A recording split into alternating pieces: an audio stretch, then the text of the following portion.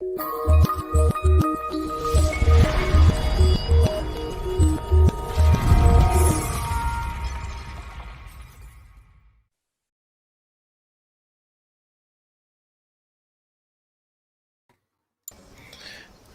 ladies and gentlemen. We are here, Diehard State of Mind.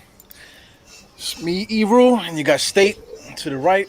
What's good, everybody? How's everybody doing? What's good, State? What's up, bro? Chilling, man. Same old shit, different day. What's on your mind today, fella? Talk to me. I haven't spoken to you. When was the last time we spoke? The last time we spoke, that was after a win. Yep, I believe. the last win. And we proceed to lose a couple of games. So now we back at 500. This offense is so bad. And it's tough to watch at times. It's nothing against Randall, nothing against Burks. Tibbs is basically playing the hand that he's dealt. His back is against the wall, and I understand it. And, I was posting all week, shout outs to Josh. I was posting all week, bro, about, Kemba not being the scapegoat. I don't want nobody to place sole blame on Kemba Walker, right? So as we look back from the last time that me and you spoke, the Knicks proceeded to, so I'm going to go to the stats, but the Knicks proceeded to play a couple games, and we're seeing the same thing over and over. I watched, and you know what's the bad thing about it? We could have won these games. We could have beat Brooklyn, could have beat, the Chicago Bulls. And one thing that irritates me is you don't get into a one-on-one shooting match with Kevin Durant and Julius Randle. You're gonna lose every time. And for Tibbs to call consistent, I think it was tied 107 up. Randle goes down, in my mind I'm like, I know he's not gonna pass the ball, but I hope Tibbs calls a set to at least get him like a good shot. That doesn't happen. Goes into ISO mode, does a fadeaway mid-range jumper, clanks off the back of the rim. Kevin Durant proceeds to come down and shoots a dagger right in his grip. And it's getting to a point where it's becoming sad to look at Randall there. You start to feel bad because it's like, he's doing the best that he could. But what is his coach? What the hell is his coach doing to put him in positions to succeed? I don't see that right now. And that's the reason why we're 12-12. I don't like the offense. I don't like Alec Burks. The fact that Alec Burks has had bad games, he's had some good games as well. But when you're seeing a guy constantly get shredded by DeMar DeRozan in the fourth quarter, you don't want to switch that up. And it's like you don't do nothing to help your players. You see a guy like Evan Fournier, he'll hit 4 threes and then don't give us nothing for the rest of the game. Plays no defense. Doesn't keep a hand up. You watch a guy like Deuce McBride and what he's doing in the G League, and you're just sad at that because he's probably never going to play, knowing that Tibbs is the coach. And it's like accountability. Randall plays well, but sometimes he plays hard on offense, don't give his all on defense. I don't know what it is. Mitchell Robinson, I'm almost done with him. Honestly, I'm almost done with him. I know he had 5 blocks last game. Looks like a shell of himself. Who the hell wanted this man to gain that much muscle? I don't know who convinced him to do that. I think on that a was broken foot. Yes, that was that mistake. He still does the same thing he does now his rookie year, and I'm a bit annoyed at that too as well. And It's tough. Nerlens Noel is getting paid $10 million to give you 0 points, and he averages 4 points this season, dog. And I told you I didn't like his contract when we signed him. So, this is where we at. 12-12. You're watching Randall. He's trying his best. We know he's a championship 3 option. He's trying to close games. He can't. It's cool. You got Derrick Rose that look like the team's best player. And you're still getting Obi Toppin getting 12 minutes per game. So, Yeah, it is what it is, man. But the common denominator with everything you said, I agree with most of it. Is Tom Thibodeau, man. That's really it. It's Tom Thibodeau because I mean, if like the last play, was it against Chicago where he came down, he dribbled behind his back and he stole the ball. Next thing he running up the court and all this. It felt like it's the same thing that happens every single game, or just about. If it doesn't happen in the fourth quarter, it happens somewhere during the game where we just totally lose it. The last game, it was the first quarter against Brooklyn. It was the third quarter. So like we I think Alan Hahn said it too. He was just like the Knicks know how to play, but they'll come out and they look like they never played before, you know, and then they'll come out in the next segment, and then the next thing look like they could beat anybody, So the Knicks are good, but it has to do with Tom Thibodeau because I mean, if Julius Brown was coming down and doing what he wants to do, he should be able to dictate because he's standing up yelling the whole time. He should be able to tell the guys, listen, get deeper in the pole or do something, yeah, because he's constantly talking, but he's not throwing out audibles. What's the point of you being up there yelling and screaming if you're not going to be throwing audibles? Letting the point guards know what to do and this, that, and the other. Letting Julius know what he should be doing. When you call a timeout, what are they talking about? Are they getting together trying to say, okay, listen, we need to get back to the way we play? They don't even know how they're supposed to play. Also, too, a couple during breaks in the action, you'll see a guy come to give the ball handler a pick, but then another guy is coming too. So and they're like, oh shit, he's already there. Let me go somewhere else. You know what I'm saying? The guys on the floor are even confused.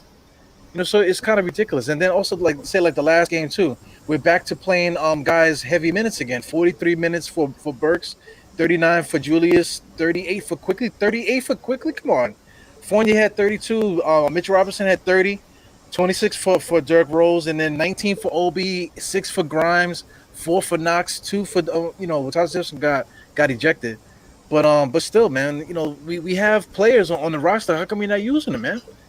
We have a lot of talent on the roster, a lot of ways that we can attack offensively, and we're just not using any of it, and it drives me crazy. In the thumbnail that I posted, I used the argument that Julius and Fournier, they're arguing with each other, blah blah blah, going like this, because I mean you would think that conversation that they're having would have been taken care of in freaking preseason, bro. You know what I'm saying? They shouldn't be sitting there arguing with each other about what they should. I told you, Julius Randle was literally telling them, I told you, like that. And they're arguing with each other. That should not be happening at this point in the season. That should have been taken care of in preseason, in training camp.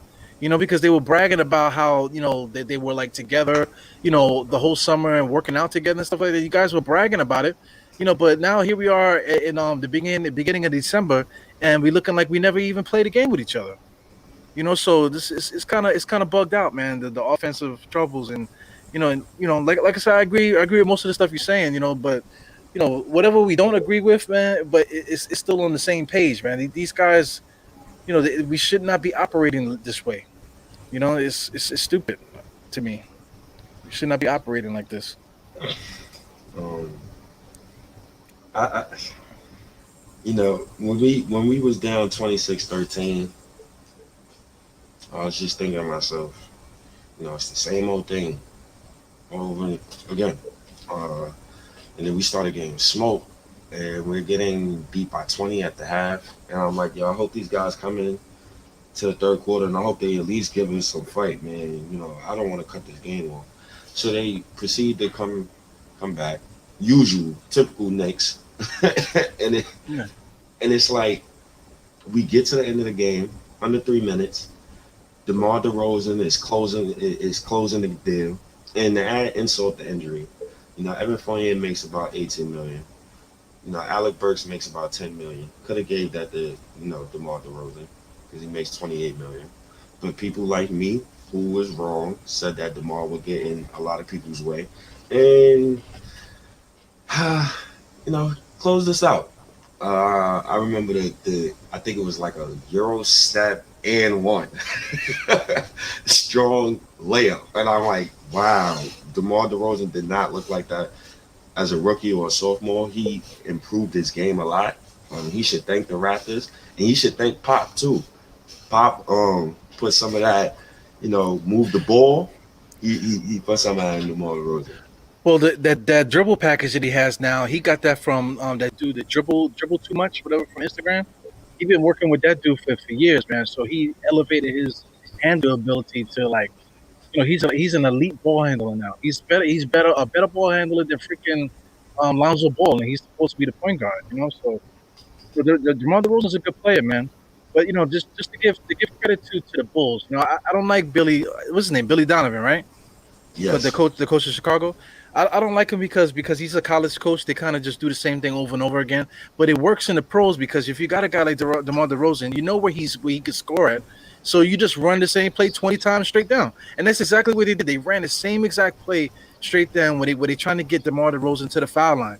In the halftime, the crunch time show, I was saying that the whole game. He said, "Listen, guess what? Spoiler alert: we're gonna run the same play." In the fourth quarter, they literally ran the same play for DeMar DeRozan every single time he came down. And then if the Knicks closed him off, all he did was kick it to Vucevic, and Vucevic would shoot a three. So and if Vucevic didn't have the three, they kept going backdoor, towards the rim. You know what I'm saying? It was the same exact play. Only those three actions were happening. And it's like, yo, where is the audible? Where's the timeout? Listen, guys, they ran the same play 30 times straight. I think they're going to do it again. Let's do something to stop this. You know what I'm saying? They just never did. And that is what's driving me freaking crazy. And here's the thing, I'm getting on Billy Donovan, right? But Tom Thibodeau, how come he doesn't have Julius Randle going into his spots 20 times straight down the court? Instead of having Julius Randle just bat out of hell, just don't know what the hell he's gonna do.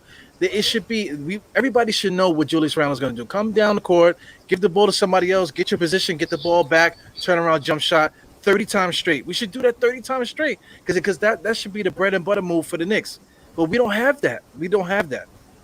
Fournier, he should be getting coming around screens like crazy for jump shots. We don't let him do that. Kemba Walker, like he's not being used at the moment, but we all know Kemba Walker needs 2 picks where he could choose which side he's going to go, and then that's it. Run it 30 times straight. That's what you do. But Tom Thibodeau I just don't understand what's going on here. Because I mean, look at even though I just mentioned DeRozan, Zach LaVine, same thing. They run in the same that DeRozan goes to the foul line, LaVine goes around. They're usually trying to send him on a pick to come around slashing into the basket. Every time he was in the game, they ran that shit 20 times straight. And the Knicks couldn't stop it. Yeah, LaVine, he was killing Emmanuel quickly. He was killing Evan Fournier. I think DeMar had 2 at the half. I think that I believe he had 2 at the half, if I'm not mistaken. Like and shout out to Julius Randle. It's noted that he's been attacking the basket more, and it was 7 drives per game when he started next to Kemba Walker, and that went up to 13.7 drives per game. And it's cool, but we need to not have him driving while he's in ISO. I need to have him drive going downhill, and it's elementary.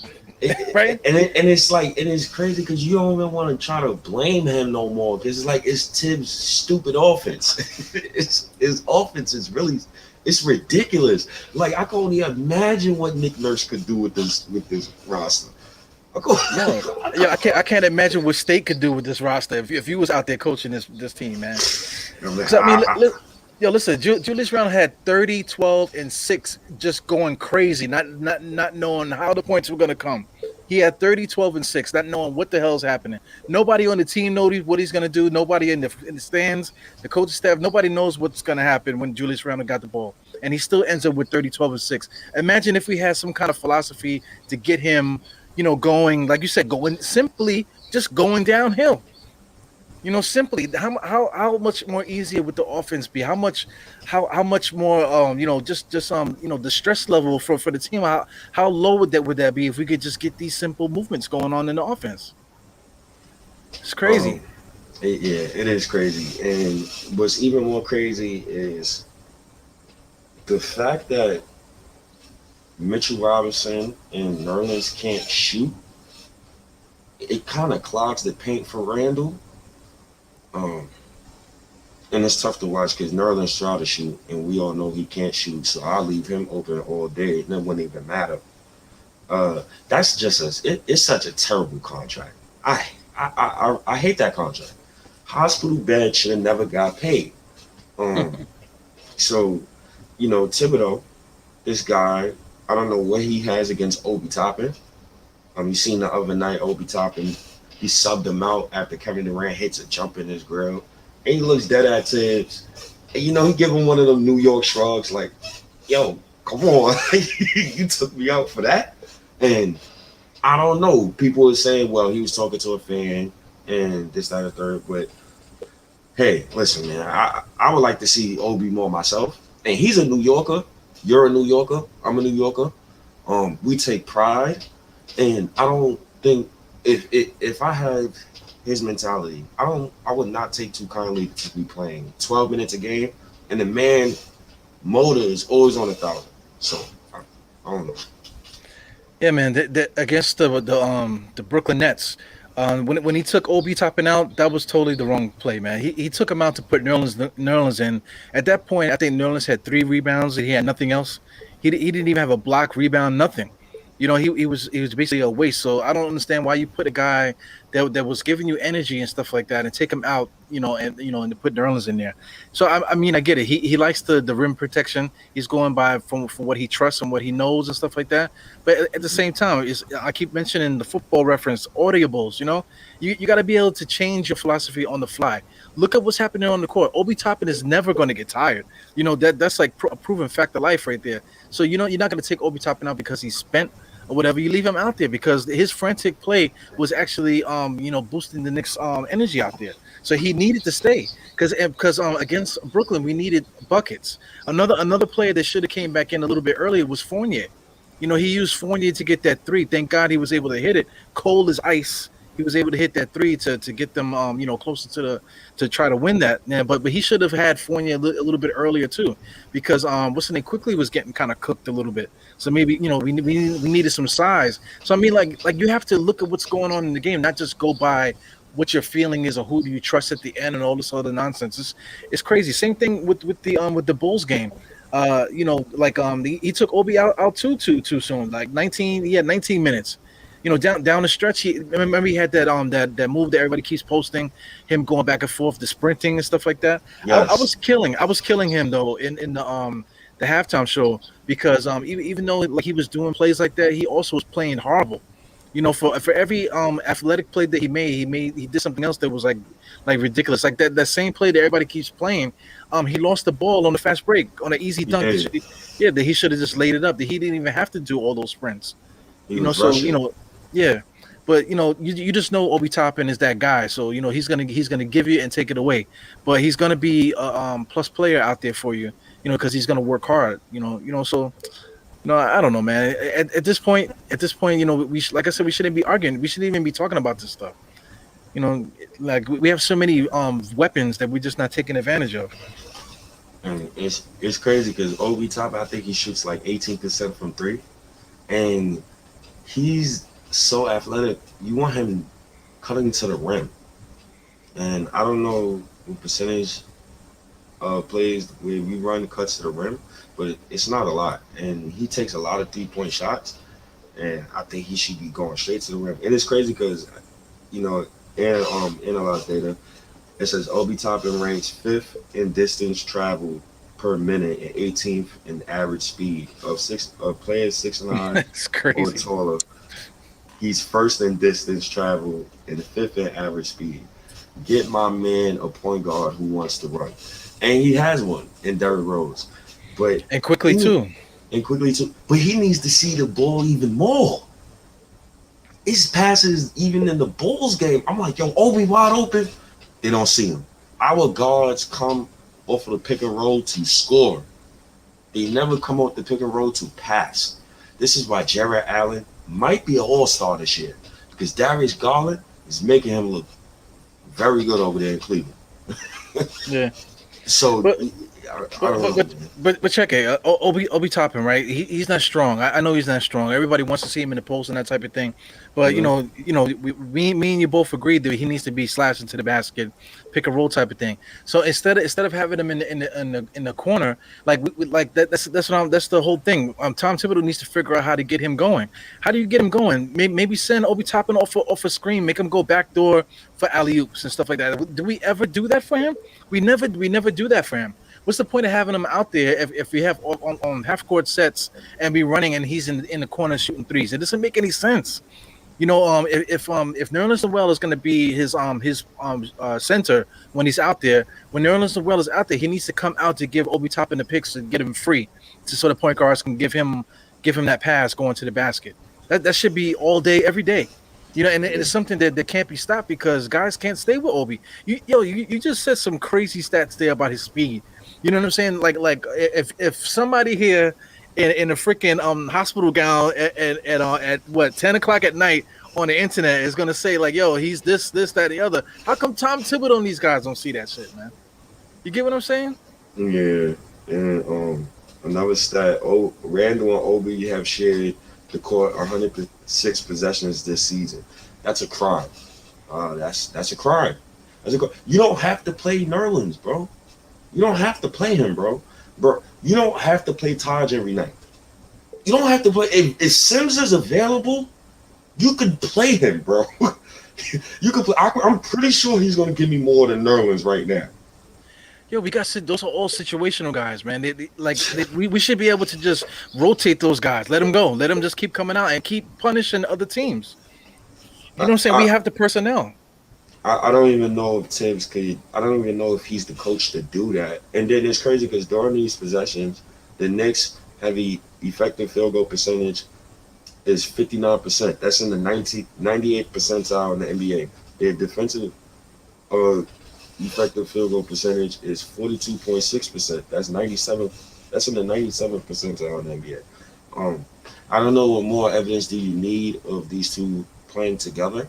At first, a lot of people thought that they couldn't, but it seems like they can. And in the short minutes, I think we both agree they should be playing together. So, listen, man, I don't know what more we need to do, what we need to say to this man, Tom Thibodeau, but my patience is running thin with him.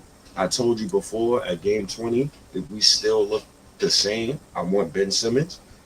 I haven't moved off that stance, but since the Portland owner had got fired, I don't think that's on the cards now. I think Ben will be going to Portland for Damian Lillard because that Portland roster is bad, and I think Philly should go all in. When you got the difference between our roster, Diehard, and Philly roster, when you have a guy like Embiid and when you have a guy like Tobias Harris, them young players and them new draft picks, you don't care about because your window to win is now. It's right now.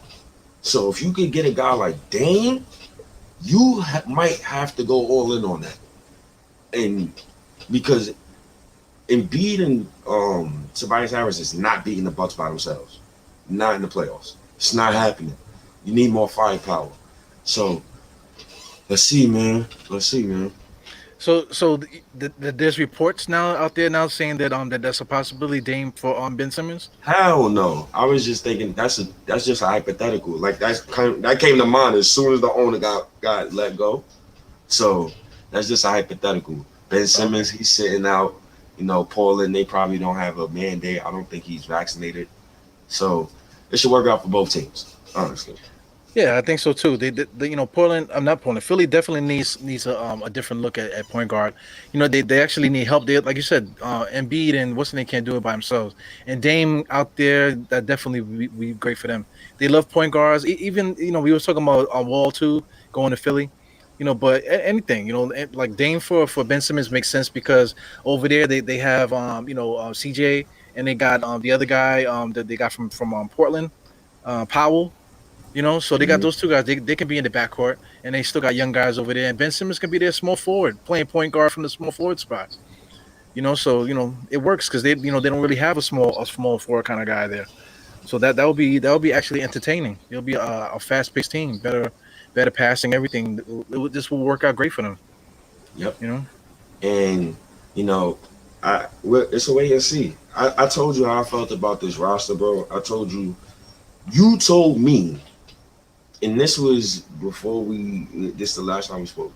You told me the Knicks can go on a win streak, and you also told me, like, keep faith, because this team can still win games, and, we going to see what happens. From the last time I spoke to you, dog, I'm seeing the same thing, bro. People came on social media and they blamed Kemba Walker for the you blame Kemba Walker for the defense, even though the numbers matched it. But I'm looking at Alec Burks and I'm seeing our last 3 point guard matchups, and all those guys had good games. So I don't think Kemba was a part of the problem. He wasn't the solution either. But let's not just scapegoat him. Word. Yeah. Yeah, everybody loves a scapegoat in New York, man. You can see. I want to mention this too. What's the guy? Agent Zero. What's his name? Freaking Gilbert Arenas. Gilbert Arenas. Yeah, remember he made those comments about saying, there was drama in the locker room and all kind of stuff. Like it kind of annoyed me. This where I'm coming from with it, because I mean the dude was that guy with the guns in the locker room and all kind of stuff that was going on with him. So he got nerve to be talking about people having drama in another location. But every time you see Kemba Walker, he's yelling and screaming on the court. Guys are still having conversations on the sidelines with him and stuff like that. So there's no drama. The guys are still communicating. He's still in the huddle. He's still trying to help the guys win in that type of way. But there definitely is arguments going on, absolutely, because guys have a different philosophy on how they would like the offense to go. And Tom Thibodeau shut that down by taking Walker out of the thing. But it really comes back to Tom Thibodeau, because whatever they're arguing about, they obviously arguing about how the ball is getting passed around. They obviously, because I mean, Fournier said something about it first, publicly. So they obviously having these conversations. So that's on. It just comes back to Tibbs, man. It just comes back to Tibbs, because Kemba Walker, how do you go from one game where he has 18 and he looks like a flamethrower, and then the other day I think they played. I forgot what team they played, because I did a pod on it. I think it was Chicago. Yeah, it was the last time we played Chicago. He was destroying Chicago in the third quarter, and then they didn't put him back in the game. So it's like, it just comes back to Tom Thibodeau, because anything that we want to do, even some of the guys here are talking about what's it called, Deuce McBride and stuff like that in the chat a little earlier. Deuce McBride right now could come from the G League and be and come in and contribute today. He can contribute today, but it doesn't matter because Tom Thibodeau's here. I would start. Honestly, I'd put him out there. I start him. I put him out there. Yeah, because he's too good for the G League, bro. Him and the Luka kid, get them out of the G League, bro. It's a crime they in the G League. Bro. Absolute crime. And what is our two things that we need? And me and you both were saying it in the offseason. We need a stretch 3, bro. Freaking this guy, Luka. Stretch big. Yeah, that's what I mean. Stretch 5, stretch 4. We need somebody big that can shoot threes. We were talking about Lauri Markkanen, and Lauri Markkanen and this dude Luka, what's his name? Lucas Samanik. They're very similar. They're very similar. And Lauri Markkanen plays small forward sometimes for Cleveland. That's what's so funny. Hey, Cleveland got some. They have a template over there. Yes, they have a good template, and I like what they're doing. And so salute to Cleveland, man. I like what they're doing, man. I like what a lot of teams is doing. I don't like what OKC is doing. I don't like the blatant tanking. Yo, did you see that game, man? That was a travesty, man. Yeah, I was trying to watch. Wasn't. Okay. If the Knicks got beat like that, what would you say? I'm curious. if the Knicks got beat by 75, this is how it would be. It would be just like this. Let me show you. Attention, ladies and gentlemen, this is the last episode of the Die Knicks podcast. You'll never see me on the screen again. Fuck the Knicks and blah blah blah. But that's exactly what will happen, man. Yeah, for a team that has drafted 3 MVPs, you know the Knicks. I watched the Knicks for going on 21 years, and we had a lot of our first round picks traded. This team drafted 3 MVPs. I envy them. But for them to get 0 rings in the 15 years, I believe Sam Presti has been with that organization, it gives me Steve Mills vibes a little bit. That's horrible. And to let James Harden go, and I knew it was going to go down south once they traded James Harden over $4 million. So that's the one thing I always said about James Dolan. I say, yo, James Dolan to pay the high. He don't care about no luxury tax. If we had a super team, that man will continue to pay the luxury tax as long as we can continue winning. We just got to get to that point. You let James Harden walk out the door for $4 million and you kept Serge Ibaka, you could always draft for Serge Ibaka. You know how hard it is to come by James Harden in the draft? Orlando got like 4 or 5 Serge Ibaka's on their team, man. Orlando alone. You know what I'm saying? It's like bugged out. And it was for Kevin Martin, bro. Kevin Martin was the guy that they chose to replace Harden. So shout out to these teams, man, because they say that we don't know what we're talking about. Just guys doing podcasts on the internet. They think we don't know what we're talking about. But I just said right there, Tom Thibodeau doesn't know what he's doing. Sam Presti, the OKC, none of these guys know what they're doing either. And these guys are making millions of dollars representing professional teams. So it's crazy, man. It's crazy. It's very crazy.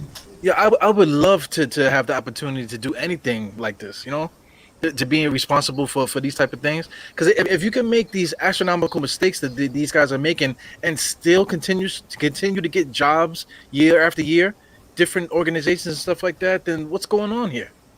Where can I submit my resume to get so I could fuck up too and make millions? I just don't get it.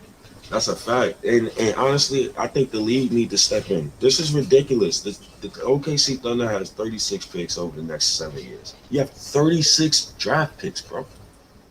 You have 15 roster spots, bro. Make a move. Try to compete. Like what are you doing? You know what OKC is? They're like that old lady that goes to play scratch offs all day long. She spends like hundreds of dollars every day with getting scratch offs. That's what OKC is. And trying to get a jackpot off a scratch off.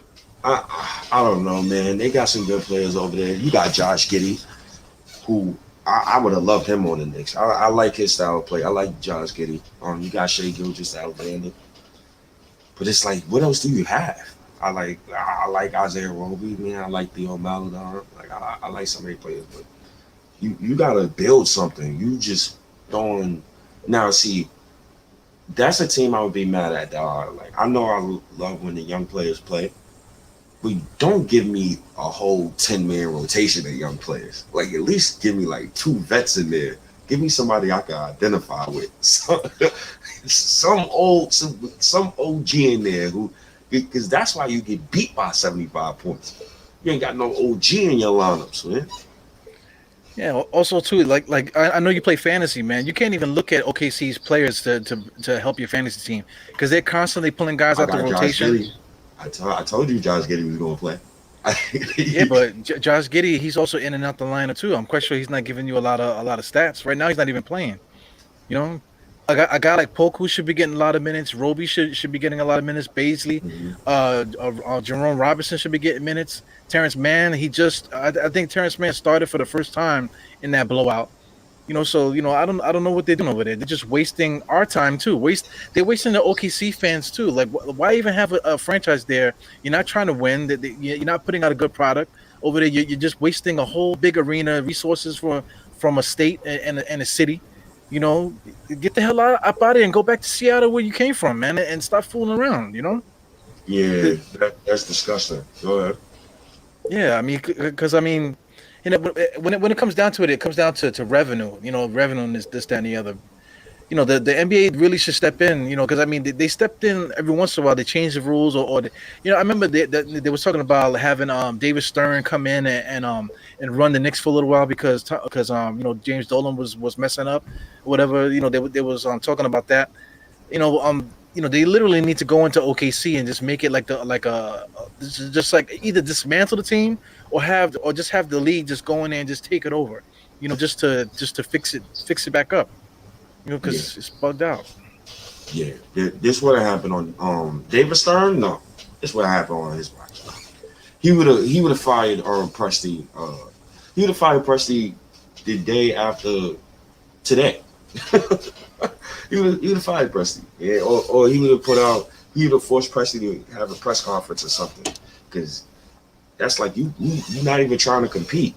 And I said this to you last year, Diehard, before last year's draft, and I'm gonna say it to you again this year. OKC should not be rewarded the number one pick for blatantly tanking. You, they shouldn't, bro. They shouldn't. This is just a blatant tank job.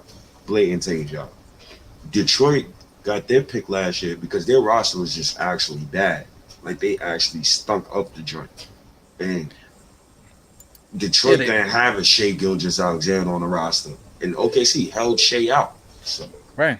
And they were also bad too because they were basically capped out too. They had Blake Griffin over there, they had to take on salary because of Drummond and all kind of stuff. So they were bad, just because they were bad, not purposely being bad like this. They actually have a good coach over there in Detroit, so they're physically at least attempting to be a functional organization. You know, even with the young guys over there, you can see that at least they play hard. Even if they get smacked every night, just about they still play hard. They still play with some kind of organization. So it's crazy, man. It's annoying because OKC people were saying that we need to run our team like OKC. Tank and get draft picks and stuff like that. To that degree, no, it's no, no, not to that degree. no, nah. Whenever I put these lineups out, and real quick, like shout out to them, Cole Anthony, man, 26 points, 7 assists, 2 rebounds. Mo Bamba, 15 points, 6 rebounds, 3 assists. I believe he has 2 steals and 3 blocks. Woo! I would love to try to get those two in a trade package, man. But it's tough, man. But when you're trying to build a team, even when I've made trades, I'm not gonna put a lineup out there with just straight 5 young guys. I'm gonna have at least one vet in there. So like, if I had a team like Cole, RJ, I have Terrence Ross there, Obi. I might have to start Nerlens by default, and he sucked. But just to have the vet, I have another vet in there or older player, because I don't know, but I mean, Nerlens Noel, Mo Bamba. Uh, I would love to have a starting five like that, man. But it is what it is, man. We got Alec Burks starting. RJ, he got the bubble guts. Hopefully, he comes back. We got Evan Fournier, Mister. I'm gonna score 10 points, 3 games straight, and then I'm gonna score 26 points so people can say I'm nice again. And then I'm gonna score 10 points for the next 4 games. We got Randall. He's a turnover machine. I'm sick of him bringing up the ball. I'm sick of the ISOs and the pinch posts. But it is what it is. Mitch, it is what it is. He don't want to shoot a jump shot. He's allergic to it. It is what it is, man. Yeah, what's annoying me with him too is that he's supposed to be a rebounder and a shot blocker, right? He does not rebound. I never seen him grab the ball. He don't grab the ball. Against Chicago, they blatantly was doing small ball against us. He's the tallest guy there, and he was not able to secure any rebounds during that time period. So that exposed Mitchell Robinson too. You want to talk about him being? Listen, bro. How many games? 19 games they played this year. I mean, if you hurt, then if he's hurt, then he needs to go lay next to you and relax a little bit. 19 games, and you're still talking about, I'm working myself back into shape while I'm hurt.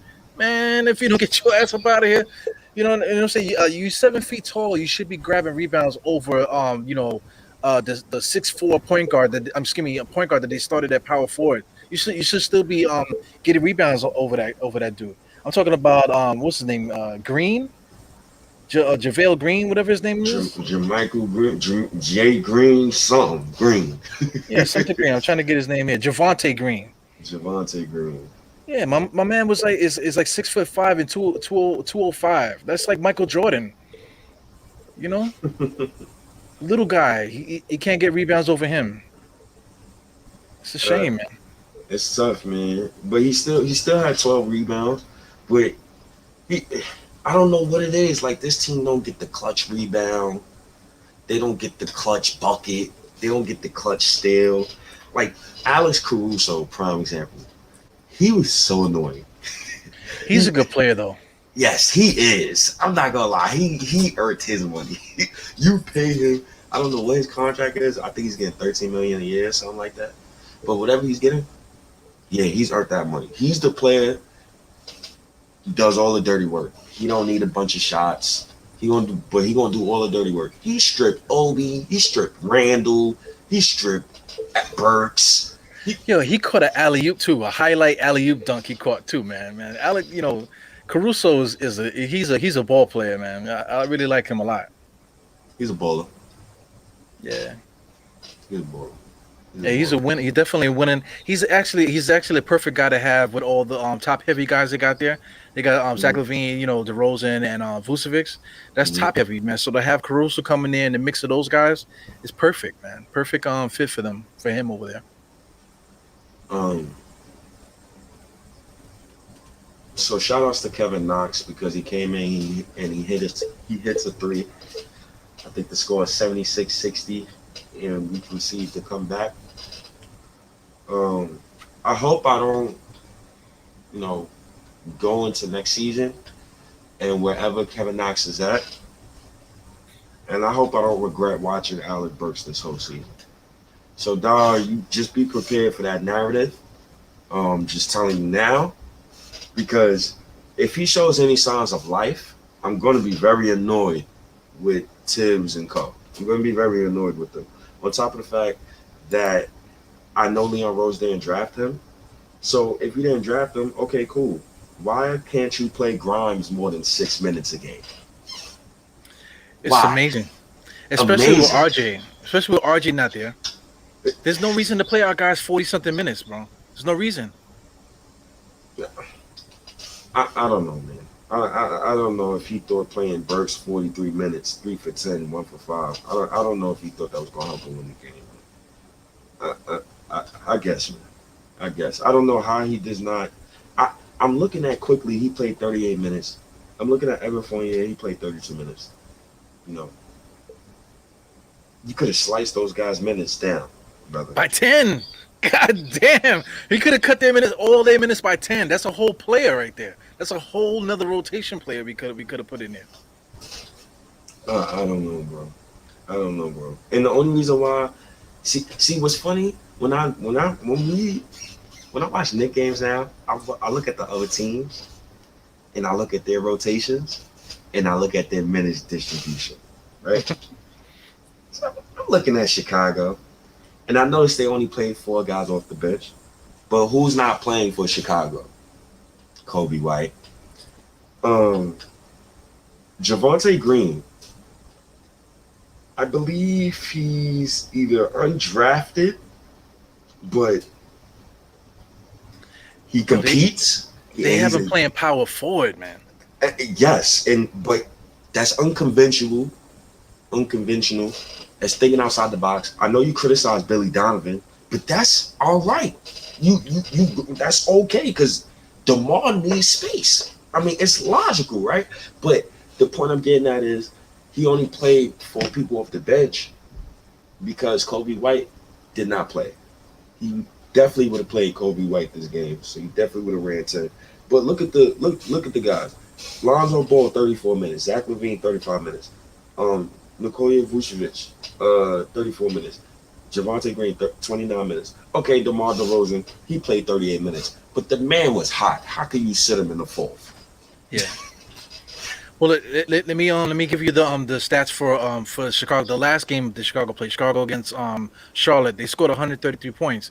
But the minutes distribution we're talking about, right? Off the bench, same thing. Caruso had 25. White actually played that. He played the game before the Knicks. He had 22 minutes. D Jones had 15, and the Sumo had 6. So if you look at the bench minutes compared to the bench minutes against the Knicks, it's almost identical. So they have a format of 4 guys. One guy's going to play. 2 guys are going to play basically 25 minutes a game. One guy's going to play 15, and one guy's going to get 5-6 minutes. That's going to happen with them every single night, like science. At this point, the Knicks don't have that science. Right. Oh, yep. I'm seeing it. Yep. You see what I'm saying? And then also Chicago's been going through changes all year, and they still haven't been able to win because Vucevic didn't play a big portion of the year, and then they also lost their starting power forward against the Knicks early in the season. You know what I'm saying? So they still were able to change mid-season and still continue to win. Of course, they have they're top heavy with all these superstars, but that's not an excuse for the reason why they're winning. The coach at least is putting guys in a position where they could succeed. They know where they're going to get their shots from. They know they know for a fact they're going to get minutes, a certain way, but we don't have that going for us on the Knicks, and that's the problem.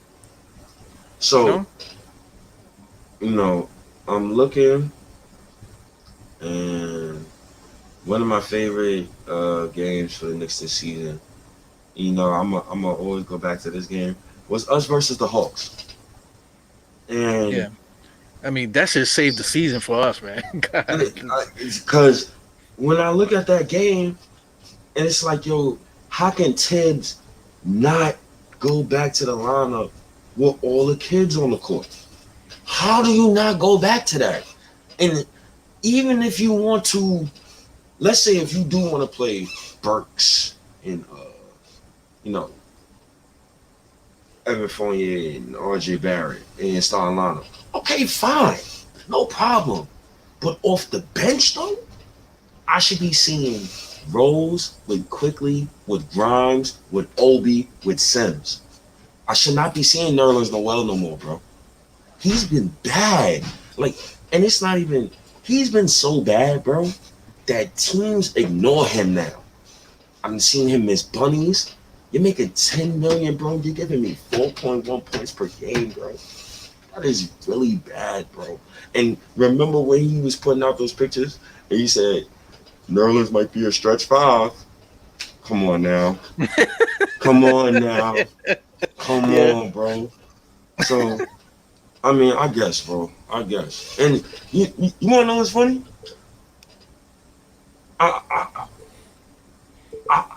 I don't know I don't see this team getting far, bro. I don't see it, bro. I don't know how others going to see. We play the Nuggets next, so we're going to be playing Jokic. It's 1 PM. That might be ugly.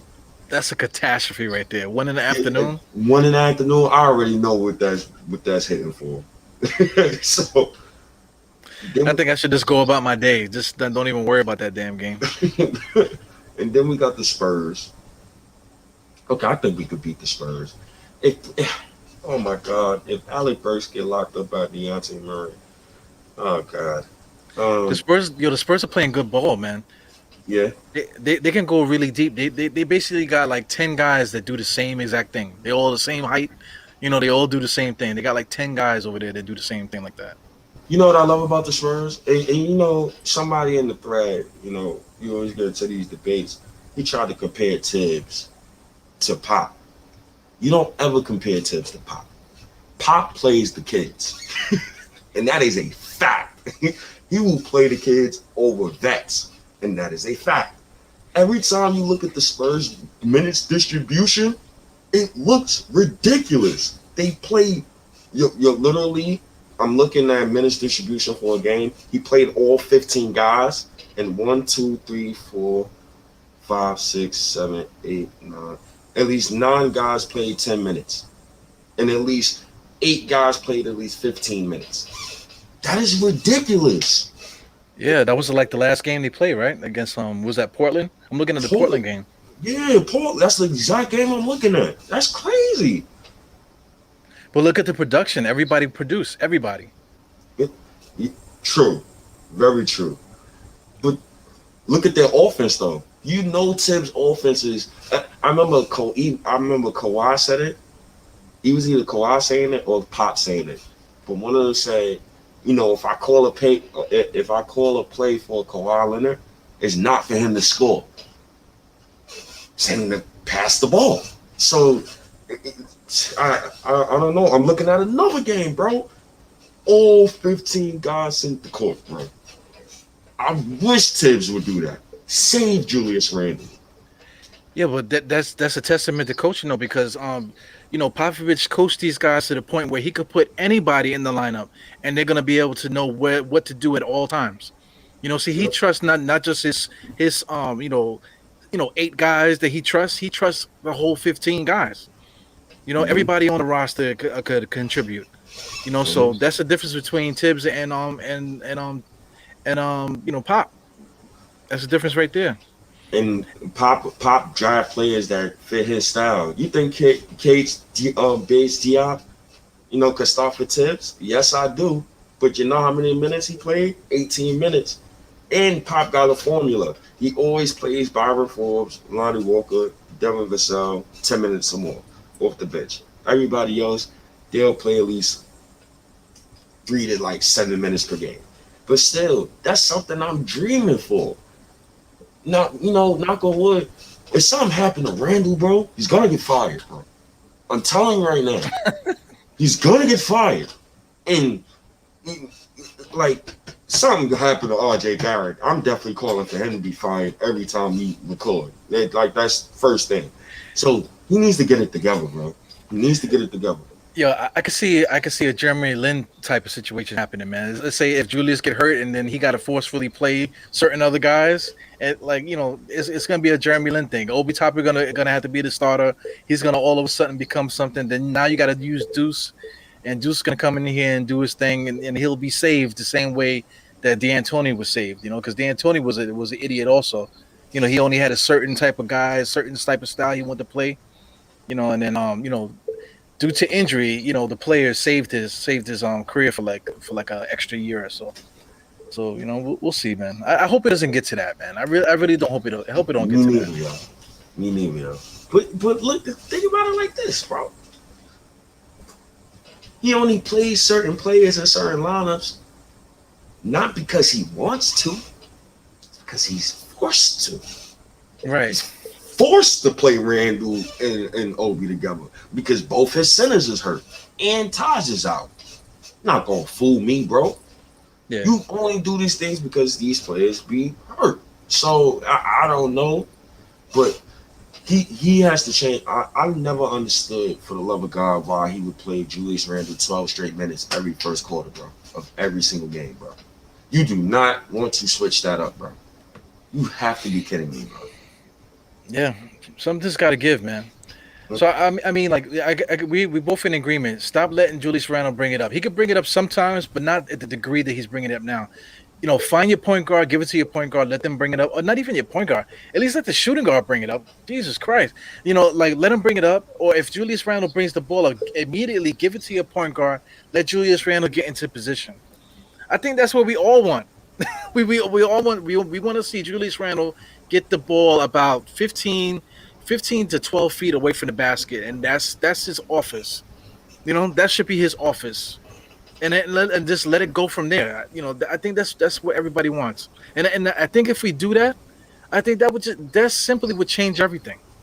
That one little change of motion, I think that would change everything. What do you think about that, or anything associated with that? What do you think about it? It depends, man. It depends. He's not gonna do it. I know that's. I mean, it's like it's hypothetical. It's like us making bullshit trades. Hey, I want to trade Michael Jordan for like I don't know, for some asshole on the Knicks, whatever. But it's not gonna happen. We're talking about it. It's the same thing. The offense. We want to talk about how we can fix the offense, but it ain't gonna happen. So it's like we wasting breath. If we gonna say this, we're gonna come out the next game. It's gonna be the same ISO offense, and I'm gonna be saying the same thing on Twitter. Why is this man have the ball in his hands? Every time I'm looking up at the screen, literally, it's like I'm playing my career mode, and I'm playing with my career mode player. That's how it feels sometimes, bro. Every time I look up, he got the ball in his hands, bro. And then you got an annoyance. I don't know if he just trained to do this. He'll run up, he'll give up the ball, he'll set the screen, and then he'll stop and post and call for the ball immediately.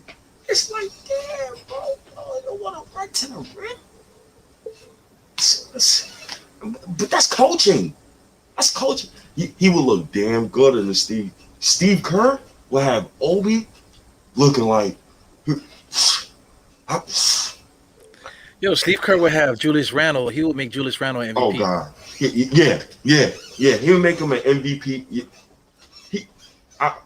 Whoa. Yeah, just substitute Draymond Green for Julius. Julius can do a little bit more than him. Just for the the spacing purposes. Just hypothetical. I get you. That's kind of like blasphemous a little bit, man. But still, be respectful to the defensive player of the year. He's the reason why they him dynasty. Like he's the glue guy for the whole thing. He's the glue guy, so you can't replace that. But he would make Randall an awesome player. I can't lie. It's just I'm watching other teams. I'm watching other systems, offensive systems, and it seemed like I know what the team is trying to do.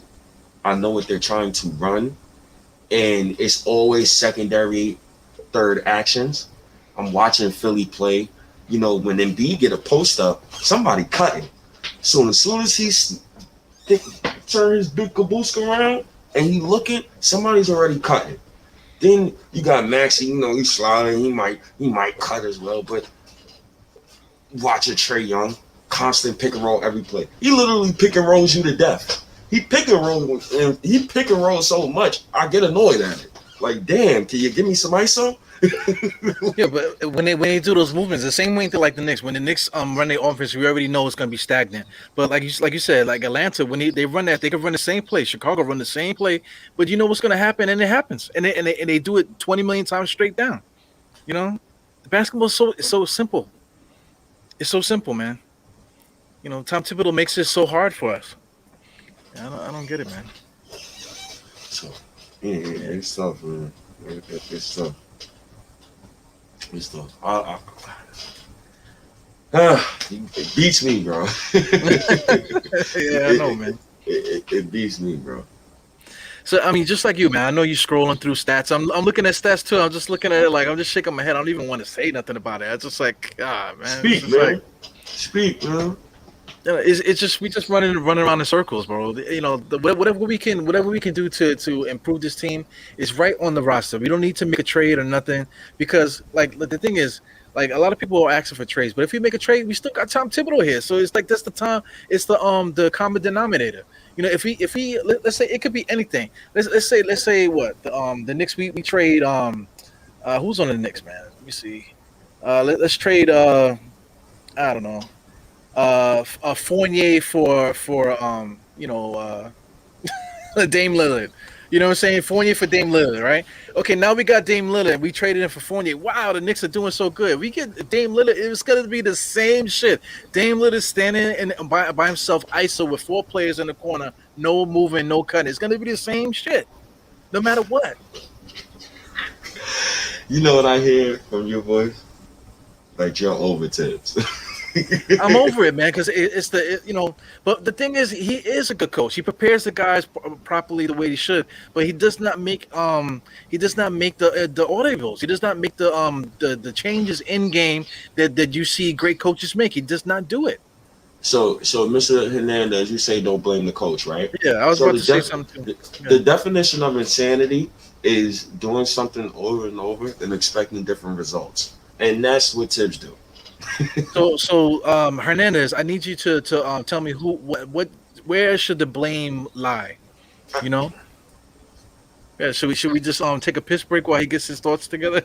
I don't know. I mean, we can say I could sit here. I could blame Evan Fournier. I could blame Alec Burks. I could blame RJ for being trash for a couple games, but at least 10 games this season. I could blame Julius Randle for his turnover machine. I still want to bring up the ball. I think I'm a closer, but I'm a championship 3 option type of thing.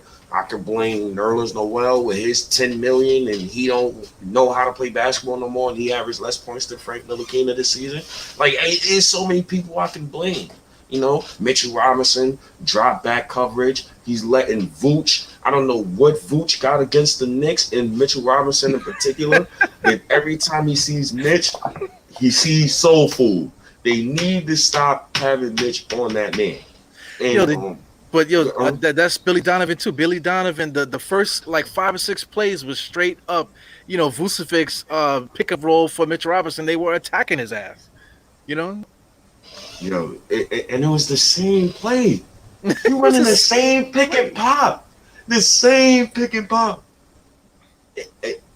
Listen, I remember when he was a part of Minnesota. He lost the locker room because of the young boys. They said his scheme was outdated, and his voice after a while fell on deaf ears. I hope and pray Tibbs could get this together. I yeah. really do. Because I don't want another Mike Miller situation. I'm watching Anthony Edwards, bro, and I still think about that 21 wins, bro.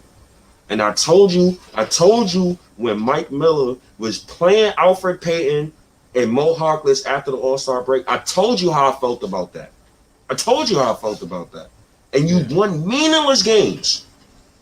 You could have started Frank, and I told you could have started Frank, and you could have started Kevin Knox. And you could have, I don't even care if you would have matched your 17 win total that season. I don't care. We wasn't winning anyway. So play them kids together. But no, you played Alfred Payton, and you played Mo Harkless. You win 21 games. You get the 8th pick again. Mind you, Franz Wagner looks better than Obi this year. The kid looks good. That's an 8th overall pick. But anyway, you play these guys,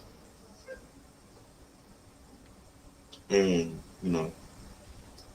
you draft Randall's backup, and you play Randall's backup, who's a lottery pick, who's 22 years old at the time. He wasn't 19.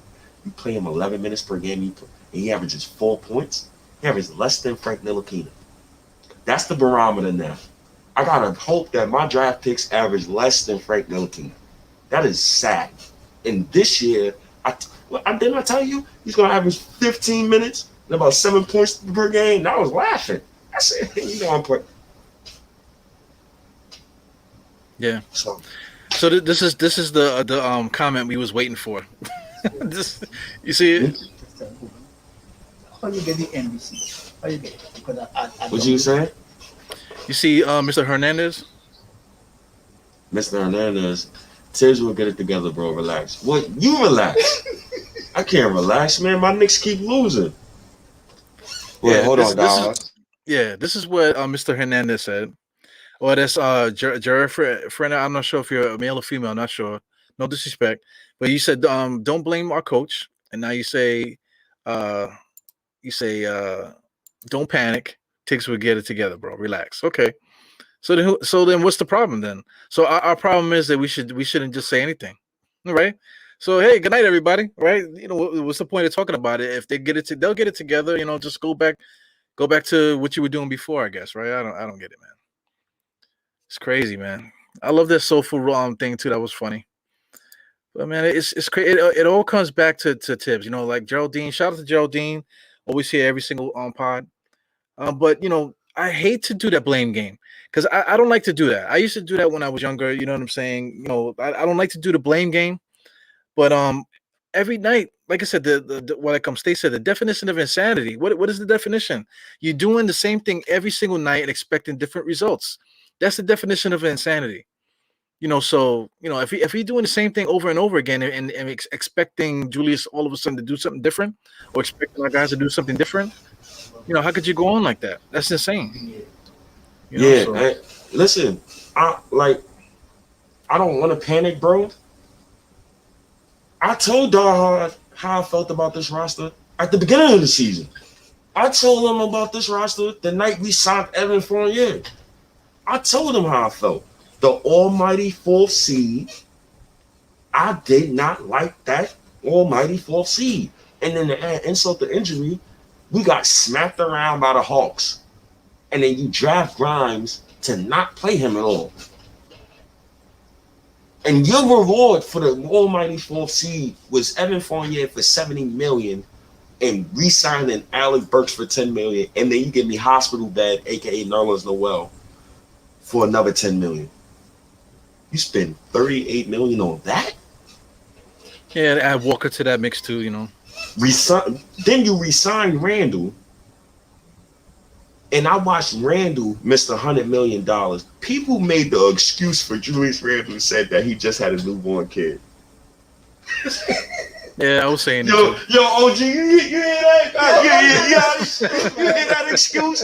You hear that excuse? Like, we don't work a 9 to 5. And we all don't got families too. We all not tired as well. And you gonna sit here and tell me, oh, he just had a kid. He tired. He tired. Well, he could tired sleeping on 100 bands on his bed. That's what he could be tired with, right? I don't know. So when I look at this roster, it looks like a first round exit. We need to make a move because Tibbs is the coach. And I don't believe he's going to play the young guys. Or I just think the ship going to sink. And so that's where I'm at with that. And how far that ship sinks, I don't know. But hopefully, Diehard, you're the one who's more optimistic than I am. But like I said, the definition of insanity is looking at the same thing, expecting different results. Anybody who thinks Julius Randle is going to miraculously transform into this championship one-option closer, it ain't gonna happen. He's 27 already. He is what he is. You think he looks different from last season?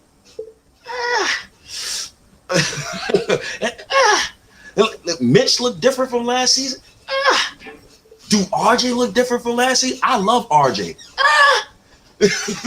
He looks exactly the same. So I need to see something, Tibbs. I need to see something, or something got to change. If we're gonna excuse our players, Tibbs got to go. If we're gonna excuse them. So what do you I guess we can close it off with that. So what do you think is the next move? Because the first move was benching Walker. Walker's was benched. Now the rotation, he wants to tighten up the rotation. This, that, and the other. We got to give this a couple games to see what happens. So what's going to happen next? Because usually, like around Christmas, that's when the contracts you're able to trade the contracts that you sign in the summer. That usually happens in December. So so what's the next move now? Do we because it could be fire the coach, or it could be get him a trade to get whatever you think that he might need. So what do you think is the next move? Yo, bro. So I told people that I would sell high on Randall, but and that's only if we if the ship really sink. If the ship really sink, I would sell high on Randall and get the most possible assets for him. But is little moves you can do. You look at the tank teams. You look at these tanking teams right now. I'm gonna give you a starting five. You tell me how the starting five sound. Dejounte Murray from the Spurs. So Dejounte Murray, RJ Barrett, Keldon Johnson, Julius Randle, and I'll say Mitchell Robinson. How that starting five sound? Sounds more respectable than the one that we got now. Sounds like we got a point guard. sounds like we got two wings who could switch on both defenders. I know Keldon Johnson, he's very athletic. I know he could probably hit a 3-point shot. I know he's also from the brotherhood, you know, Coach Cal. So that was one of the starting fives. Another starting five. You Cole Anthony, you could give me Cole, give me RJ, give me Terrence Ross, give me Randall, give me Mo Bamba. Now you're doing something. Now your center could space the floor, block shots. You got Randall. Now you got the point guard of the future in Cole Anthony. 26, 6, and 7. Just small moves where Leon could like cash in on his first round draft picks without giving up too much to just improve, just give us like a facelift or something. Because this roster ain't gonna cut it. I don't think this defensive rotation is gonna cut it. I don't think it's gonna. I don't know, bro. Right now I'm really scared right now. So that's why 1 through 10, my worry meter is at an 8 right now. Yeah. So basically, we have to build around Tibbs. Basically, you have to double down on what he needs to succeed, which we should do. Mm-hmm. You know, he's I don't know. He wants to do the corner threes, that type of thing. He wants to play defense. So I mean, we gotta get more guys here to do what he wants. So to answer this guys in the chat who said y'all on drugs, thinking the Spurs gonna give us Murray. You know, let's say if the Spurs keep losing, why would they keep Murray? You know, yeah. Why would they keep Murray if they keep losing? Wouldn't they try to cash in on Murray, get some assets for him? Murray and Keldon are clutch for it. I'm not really trying to get into that whole CAA clutch sports and all that. I'm not trying to do that right now. I'm just thinking about the basketball players. But those two will really help our starting five. So Orlando, they tanking. We know they tanking. Orlando drafted Jalen Suggs. They got Wendell Carter Jr. You know, they just paid him. Mo Bamba's coming up for a contract. You might get signed to trade him. So you never know where it could go. Because Jalen Suggs, to me, is a point guard. And they got him playing the 2. So who do we give up, man? Because I mean, he doesn't seem to want to play Obi Toppin. He doesn't like Fournier. You know, we know he doesn't like Walker. You know, so basically all the guys that he hasn't been playing a lot of minutes, though, those are the guys that gotta go. You know, and even to a degree too, man. I think RJ Barrett need to get the hell up out of here too, man. I mean, to each his own. Me, I'm selling high on Randall before I even think, because I'm thinking like 2-3 years ahead. Yeah. And I'm not really like, okay, let's trade RJ. We're gonna get Dame. That's not a championship. They're gonna get 4-0 swept. Okay, we trade RJ. We get Shai Gilgeous-Alexander. Who the hell is defending on the perimeter? We're going to get some vet minimum wings. They're going to get swept by Milwaukee. Who else we can trade RJ? Like RJ with Donovan Mitchell, a 6'1" shooting guard. Who's guarding the perimeter? You're not going to win. You're not beating Milwaukee with that. I'm not really interested in giving a championship 3 option help. He is the help. We should be trying to trade for a guy who's better than him, so he could be that guy's help. Yeah, I feel like Tom Thibodeau is a championship 3 option at this point, man. Oh, Tom Thibodeau is that guy, yeah. That's bad. I mean, so we're kind of like stuck between a rock and a hard place, man. Because I'm in agreement with you, man. If you're gonna start making those type of trades to build around Tibbs and trying to make what's happening out there work, you know, if you're gonna do all of that, you know, then trading Randall for chips actually, you know, sounds a little bit more appealing. You know what I'm saying? We talked about it the last time we spoke, that the Knicks might actually still win if we did that. It's a fact. So, you know, so I told people, playing the kids for this specific Knicks team under this specific coach, it's not tanking. Because I feel like all of them could produce right now. And I feel like we need to just take the Pampers off of them and just let them run. Even Sims, he showed me enough to where, all right, you could give him 10 minutes to run. You can let him make mistakes. Obi plays so hard that it's a crime not to play him 20 minutes. It's a crime. Yeah, I don't like him for certain reasons, man. But like you're right, you gotta play him because he plays so with such effort and energy. You gotta 5 minutes for him. Because he's not gonna get tired. He's never gonna get tired. No. I love Obi though, man. I love Obi, man. I wish nothing but the best for him, man. But yeah, that's all I got, man. Yeah, we covered a lot, man. Covered a lot in this pod. Yeah, man. I'm glad we had a day or two to like get the composure, man. Or a couple hours from that game, cause that was tough. That's tough. It's been an emotional week, man. Because like after that Phoenix game, that was like the last straw for me. You already know we was gonna do a pod that night, and then thank God we didn't do it because it would have been ugly. It would have been ugly for me and you if we did that. But we won against Atlanta. So we got a chance to get our composure, like you said. But I think we got a chance still to have a couple feel good wins coming up.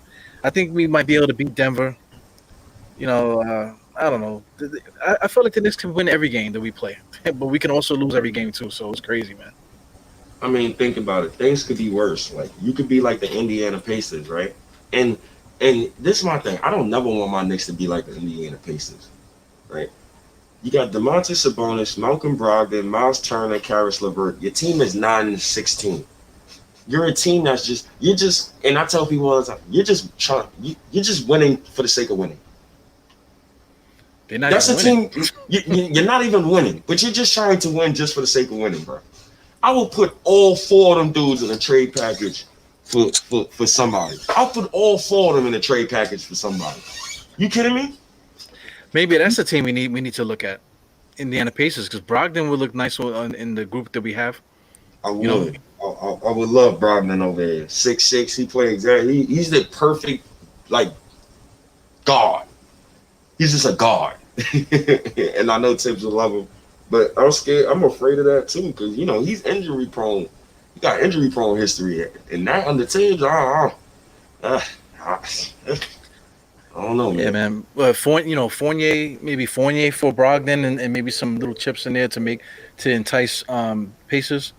Pacers like their white guys, man. So maybe we might be able to finagle that. No, let's see. No, we gonna continue looking at the Pacers though. We might have to talk to them real quick, man. See if they give up Malcolm Brogdon and put on low. Because we could use them, and we could use Miles Turner too, and Karis LeVert too. We could use him too. We could use her too. That's a fact. We definitely could use him too. Oh yeah. Definitely use her too. Shit. I know exactly what type of trade I would do with them too, man. Give me Brogdon. I'll take Karis. See, that's too much though. See, now you want too much. We doing too much there at that point. Yeah. We want too much. They would never do that. But a Malcolm Brogdon deal, I think I would look at that. I would even look at a Malcolm Brogdon and Karis LeVert deal. If that was on the table. RJ off the table though. But I would definitely look at that Karis LeVert and Malcolm Brogdon there for sure. Evan is not the problem. That's where we say goodnight, fellas. Put up the screen, brother. Yeah. Cue the music. Cue the music. Google Play, Spotify, man, y'all know where to find Stitcher, Play FM, tune in, Apple Podcasts, Amazon Alexa, everything, man. Y'all know where to find us, man. Your boy State, talking about God Knicks, man. Hopefully, I'm wrong. But if I'm right, I don't know, man. Kang told y'all. He told y'all what's up before it happened. So, y'all, man, I appreciate you, man. I appreciate you, brother. I appreciate all of y'all too, man. That came for this pod, man. We out of here, man. Peace. Peace, guys. See you guys in the next.